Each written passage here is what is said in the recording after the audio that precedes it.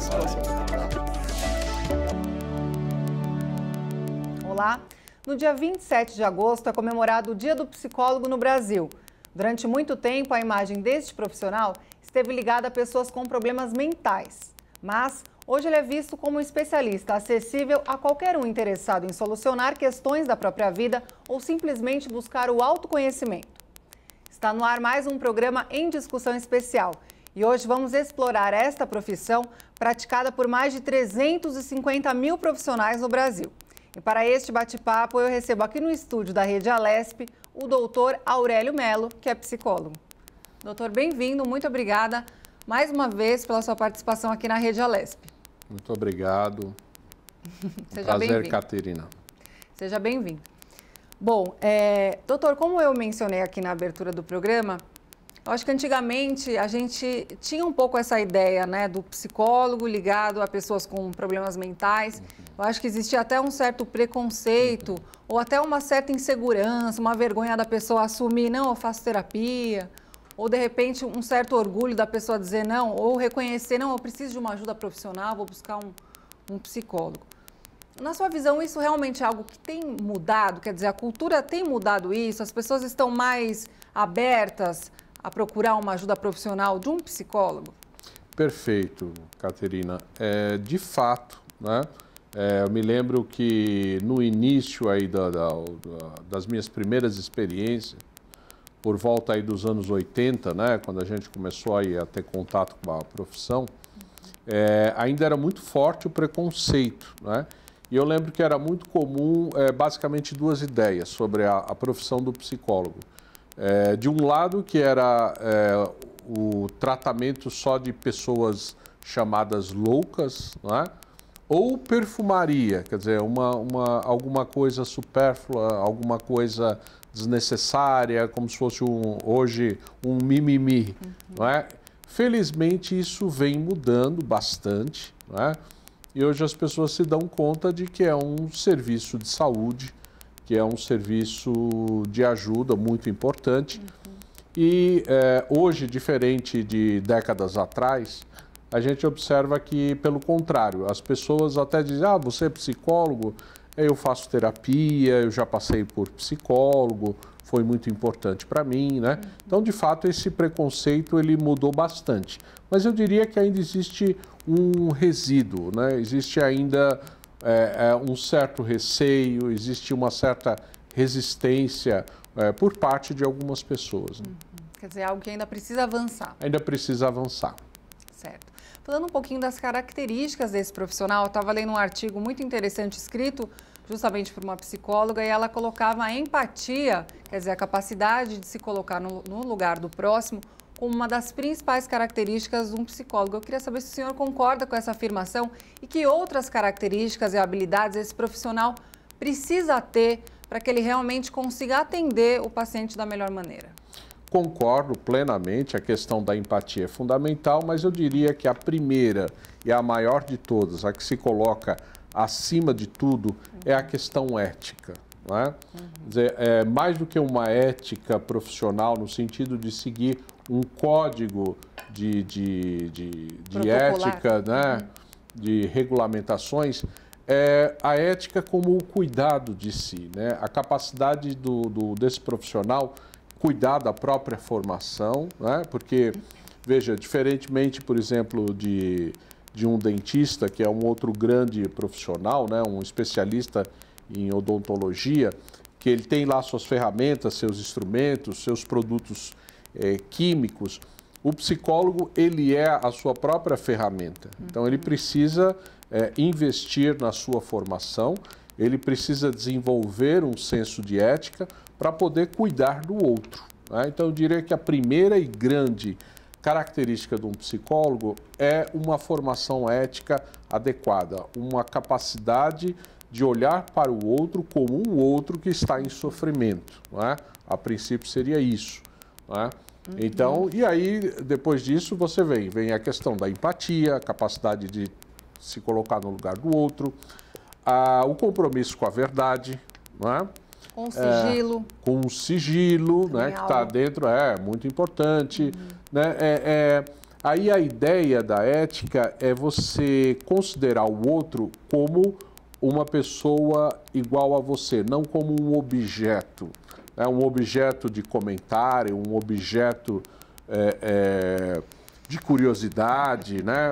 Muito pelo contrário. A gente que está trabalhando, atuando aí na formação de outros psicólogos aí, praticamente 3 décadas, então a gente se preocupa muito com a formação desses novos psicólogos, no sentido de mostrar o quanto sensível é essa profissão e, ao mesmo tempo, o quanto ela é sofisticada.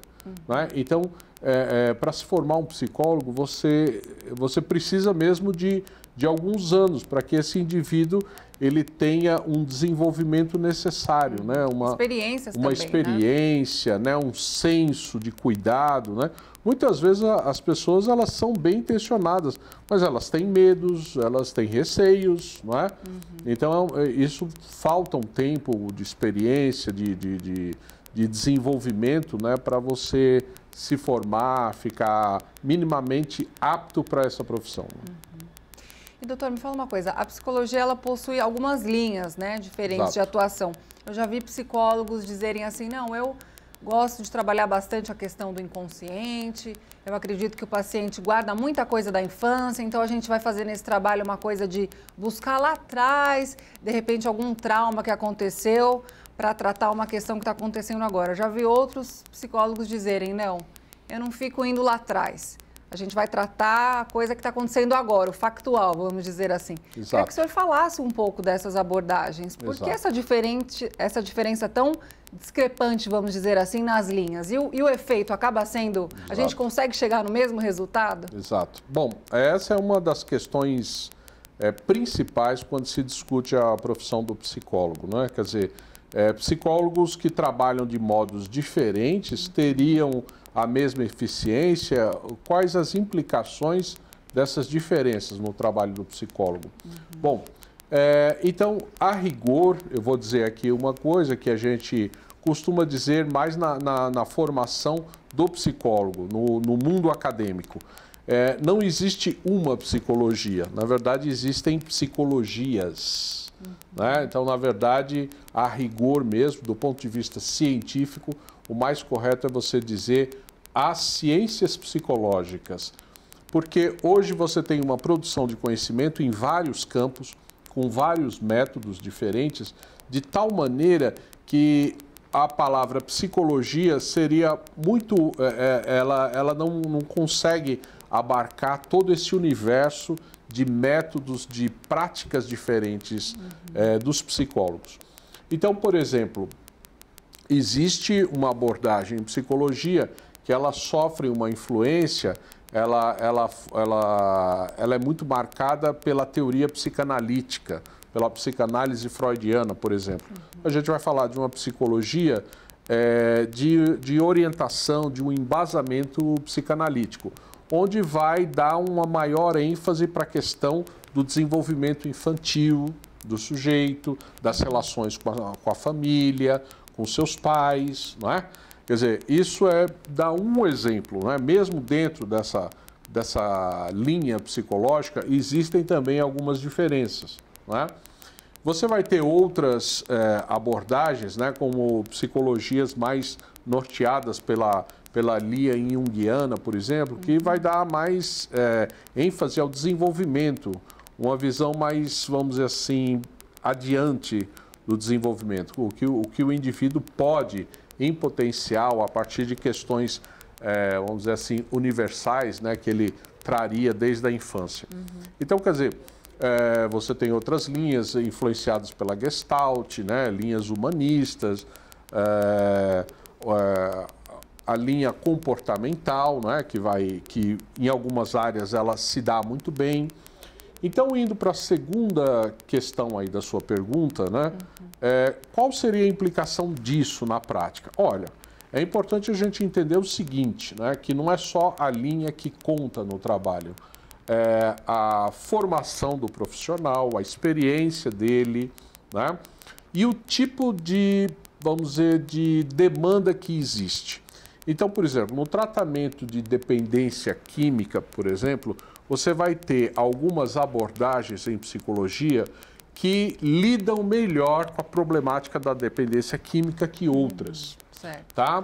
No atendimento a famílias, você também vai ter algumas linhas, algumas abordagens que têm mais sucesso, que lidam melhor, de acordo com aquela problemática, que outras. Não é?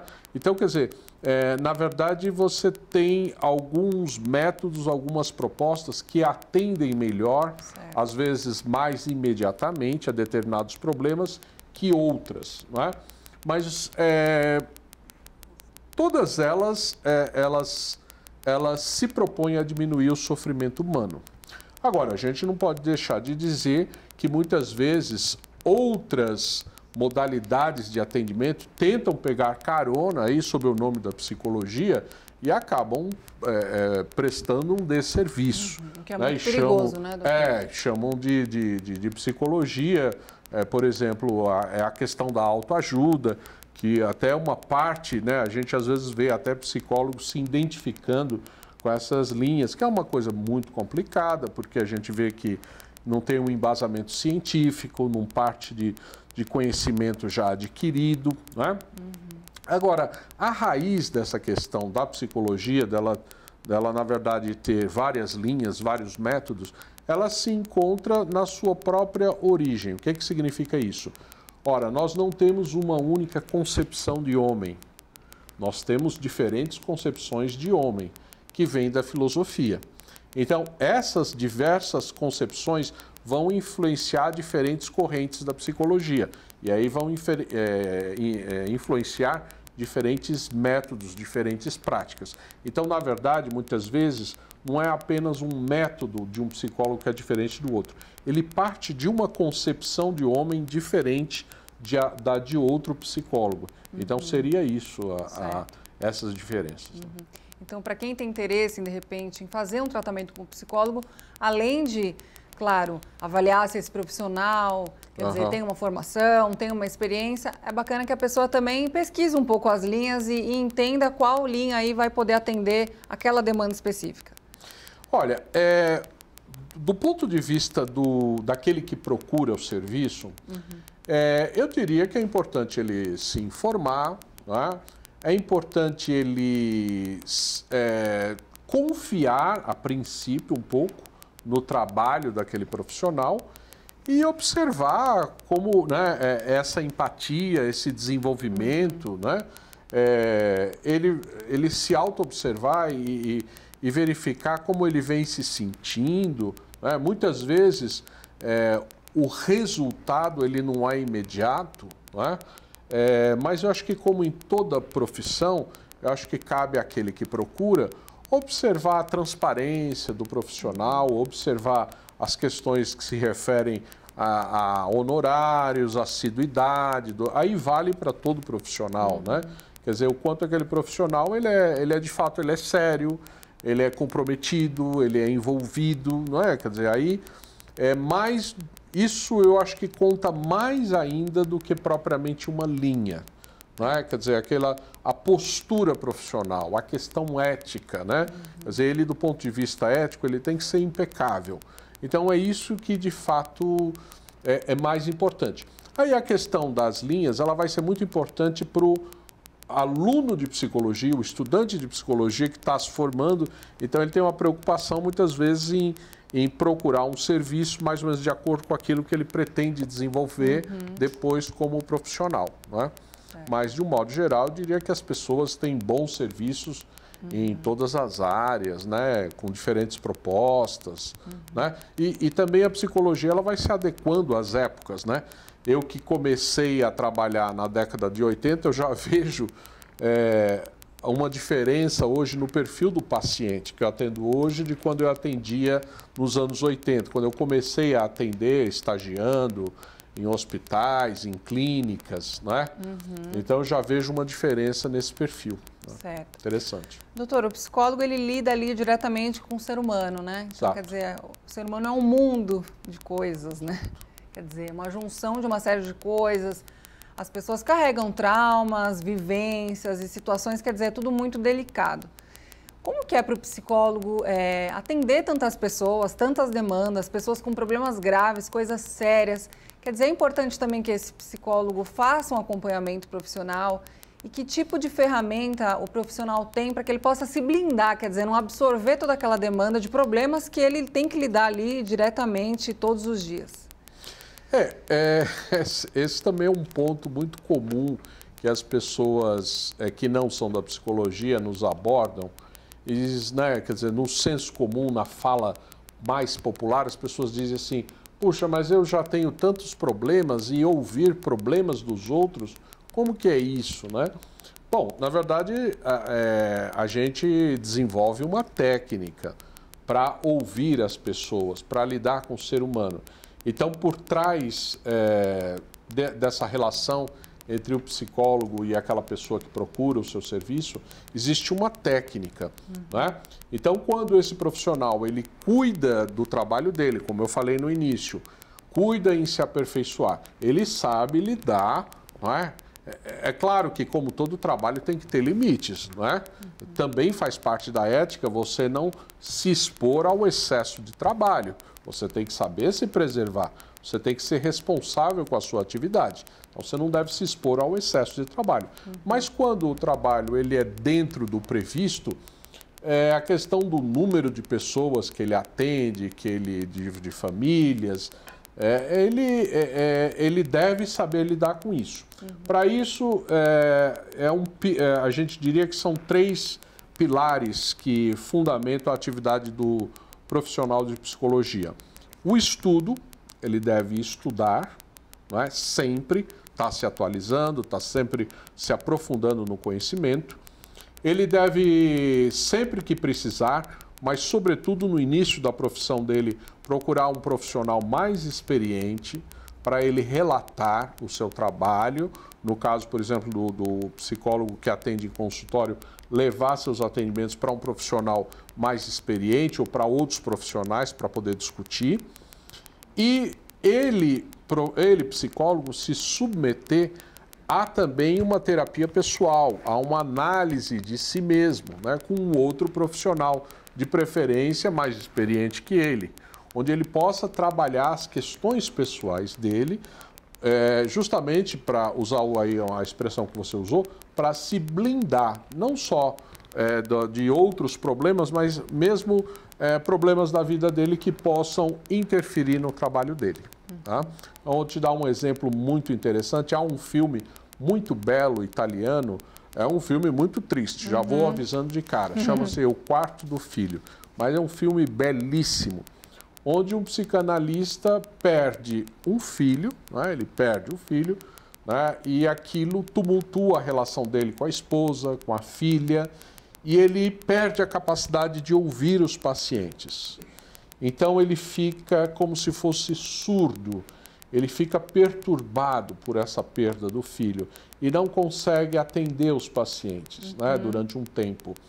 Então, quer dizer, todo profissional ele está sujeito a interferências externas, a problemas sérios da vida dele ou do próprio trabalho.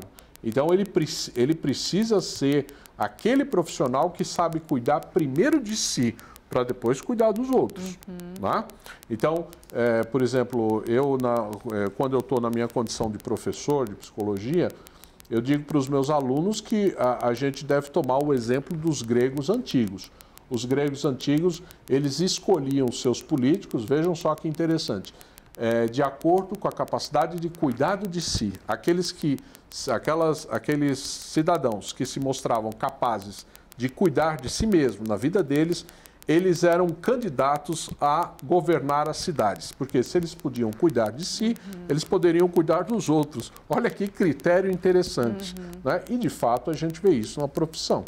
Né? Se você possui uma ética, uma responsabilidade com você mesmo, com a sua profissão, você já se mostra capaz de cuidar do outro. Né? Exatamente. Doutor, hoje em dia, com essa onda de redes sociais, criou-se muito essa necessidade das pessoas mostrarem sempre as coisas boas, quer dizer, se mostrarem sempre fortes, bonitas, quer dizer, criou-se essa necessidade. Então, você fazer um trabalho com um psicólogo, um profissional, quer dizer, ter esse ambiente onde você pode se sentir vulnerável, frágil, acaba sendo muito importante. Na sua visão, muita gente deixa de fazer a terapia ou buscar uma ajuda profissional até por medo do que vai encontrar ali, o medo desse autoconhecimento que eu mencionei na abertura, quer dizer, existe esse receio de mergulhar dentro de si e não saber o que vai encontrar? Existe, e o curioso é que muitas vezes esse medo, ele eu diria que quase sempre, uma fantasia. O que significa isso? Ele tem medo de algo que ele imagina que é, não o que é propriamente, né? Então, muitas vezes, a gente sente medo não de algo que é real, mas de algo que eu imagino que seja. E, como eu costumo dizer, a boa notícia é que você sempre pensa, na sua cabeça, sempre alguma coisa pior, ou muitas vezes é alguma coisa pior do que realmente é. Ora, você precisa confiar nesse profissional que ele vai, da melhor maneira, cuidar de você, né? Cuidar dessas coisas que você tem tanto medo de falar. E muitas vezes você tem medo de falar para ele porque é um segredo, não que você esconde dos outros, mas que você esconde de você. Então, uma vez uma paciente me disse assim, o problema de eu guardar os meus segredos é que o buraco dentro de mim, ele é proporcional ao meu segredo. Quanto mais eu escondo algo de mim, eu sinto que aumenta esse buraco. Não é? Então, você pode guardar os segredos, os seus segredos de outras pessoas, mas você não deve guardar o segredo de você mesmo. Quer dizer, precisa ter coragem aí para entrar em contato com o eu verdadeiro. Exato, para você olhar para suas questões, né? Olhar para a sua verdade, não é? E eu diria, eu falei um pouco atrás que eu comecei a trabalhar nos anos 80 e eu percebo que essa questão que você apontou das redes sociais, ela hoje se tornou um problema, porque de fato nós estamos vivendo um mundo mais fake, onde a gente tem que aparentar felicidade, otimismo, sucesso. Então, o lugar do fracasso, da tristeza, ele está cada vez mais proibido. Ninguém quer ocupar ali. Ninguém. Então eu vou te dar um exemplo assim muito claro, né? Anos 80 e agora segunda década dos anos 2000. Nos anos 80, o que era tabu se falar no consultório, por exemplo, era da vida sexual de um casal, por exemplo, né? Então, o marido, a esposa, falava com uma certa reserva da vida íntima, sexual, das dificuldades, do transtorno, e falava numa boa, olha, tô triste, tô chateado, engordei, por exemplo. Hoje isso inverteu, as pessoas falam tranquilamente da questão da sexualidade, não que tenha resolvido, hein? Ela foi banalizada, a questão da sexualidade, ninguém resolveu. Mas quando é para falar de felicidade, é um tabu, eu estou triste. Mas aí parece que está muito triste. Olha, a pessoa me disse um não, estou profundamente triste, minha vida não tem sentido. Eu estou aqui, eu engordei. Então, né, sabe, Então, quer dizer, essas coisas mudaram, não é? Porque a pessoa vai para a rede social, ela só vê pessoas felizes. Então, ela tem a sensação que ela está errada. E ela não consegue ser sincera. Ela também reproduz. Não, também vou aparentar aqui que eu estou tranquila, estou feliz. Então, um dos desafios do psicólogo hoje, eu diria, e é um desafio mesmo, porque a gente precisa trabalhar com essas questões, é ajudar a pessoa a ter a coragem de ser autêntica, de ser verdadeira no mundo onde está se pedindo que você pareça bem. Você não precisa ser. Nós estamos no terceiro paradigma. O primeiro foi o do ser, de fato, ficou lá para trás. Depois foi, não importa o que você é, importa o que você tem. E hoje nós estamos no terceiro, não importa o que você é nem o que você tem, importa o que você parece. Então, o que você parece ser, o que você parece ter. Você não precisa ter. Olha que coisa, olha onde nós chegamos. Então, eu dou esse exemplo para os meus alunos para divertir um pouco, senão ninguém aguenta também a aula depois de uma hora e pouco, né, de aula. Eu costumo dizer para eles, então você compra o carro em 72 meses e paga o primeiro e o segundo mês, também se você não pagar, ele é tomado, né? Isso é estelionato. Então você paga o primeiro e o segundo mês e depois não paga mais. Durante 3, 4 meses você dá umas voltas lá, todo mundo fala, olha, ele se deu bem, olha ele lá no carrão, tal. E aí depois você vai ter que ou financiar, vai ter que passar ele para frente, mas durante um tempo parece que você tem. Então você parece ter, parece ser. E é isso que importa hoje. Então acho que esse é um dos trabalhos do psicólogo. Trabalhar a autenticidade nas pessoas. Fazer as pessoas sofrerem menos com o que elas são ou elas podem ser. Certo. Né? E doutor, tem momentos que as pessoas sentem até um desconforto emocional, mas vão administrando aquilo ali no dia a dia, quer dizer, rotina de trabalho com a correria vai meio que deixando de lado, às vezes nem dá muita atenção para esse desconforto emocional que vem, às vezes uma ansiedade, um sentimento. Existe um momento ideal que a pessoa realmente precisa falar, não, existem sinais assim que sinalizam, não, agora é um momento que eu realmente preciso de uma ajuda profissional, não dá mais para empurrar com a barriga. Existe esse momento? Existe. Né? Como seria? Assim? Talvez ele não seja um momento tão claro, uma linha assim de giz riscada, algo tão visível, não é tão definido, mas é aquele momento onde você percebe que sozinho você não está conseguindo. Você já prometeu para você que não ia fazer mais aquilo, que não ia pensar mais aquilo e continua fazendo e continua pensando. Então, sozinho não dá. Existem algumas coisas na vida, aliás, muitas, que a gente vai passar sozinho, porque a gente nasceu sozinho e vai morrer sozinho. Mas tem algumas coisas que a gente precisa de ajuda, não é? Ou mesmo que a gente não precisa passar sozinho por aquilo. Você precisa de uma ajuda profissional, né?